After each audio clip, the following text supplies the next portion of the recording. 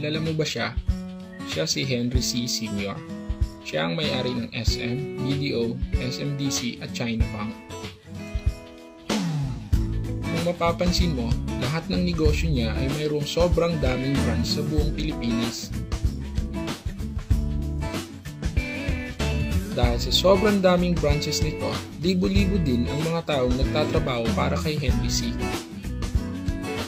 Pero, eto malaking tanong, nakita mo ba siya nagbenta sa SM? O di kaya nag-teller sa BDO?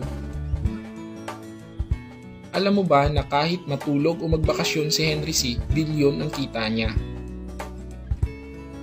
Ang sikreto niya ay tinatawag na leverage.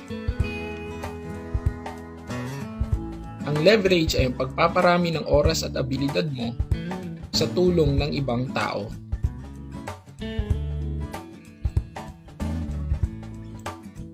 Example, eto si Jack at si Bill. Pareho silang nagbebenta ng juice at kumikita ng 50 pesos kada baso. Nakakabenta si Jack ng 20 na baso at kitang 1,000. Pero si Bill may ibang diskarte. Nag-hire siya ng 10 tao at binayaran niya ng 20 pesos kada isa. 300 ang kita niya, so 3,000 sa 10. Ang diskarte ni Jack ay work hard, no work, no pay. Si Bill naman, work smart, leverage, income.